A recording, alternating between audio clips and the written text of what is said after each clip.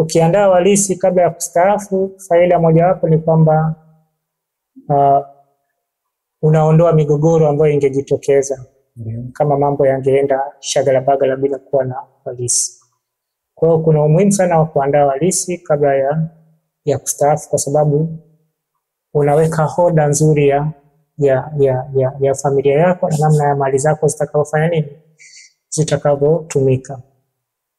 Lakini vile vile kuandaa walisi kuna faida, kwa sababu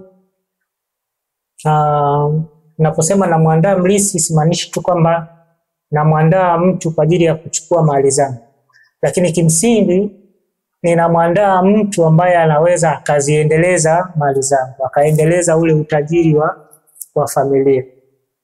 Tukichukulia labda familia za matajiri wengi duniani, ndivyo wanavyofanya, kwamba amwandai tu kwamba yeye atachukua mali zangu, huyu atachukua hiki, atachukua hiki, lakini nakuta anamwandaa mtu ambaye ataendeleza zile mali zake.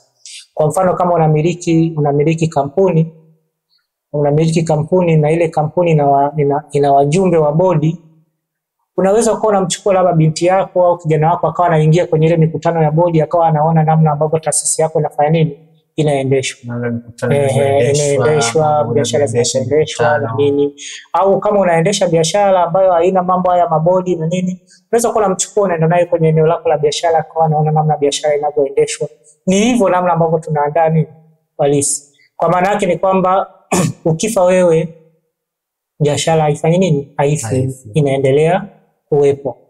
Unaona? Kwa hiyo kuandaa walisi kuna tengeneza vile vile kitu kizuri kinachoitwa muendelezo wa zile shughuli za uzalishaji ambazo ulikuwa unafanya nini, unazifanya. Na nafikiri wazazi wanakuwa wanaona vizuri mtoto yupi ambaye ana akili, mtoto yupi ambaye ana akili ya kibiashara.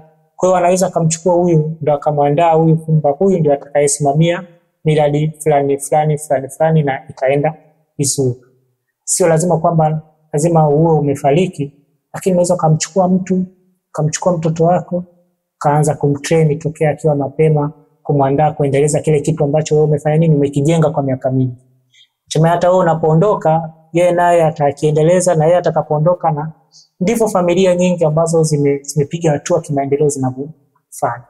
Lakini kuandaa walisi kuna faida kubwa sana, kuna kuweka familia pamoja, kwa sababu kila mtu anajua nafasi yake kwenye zile mali.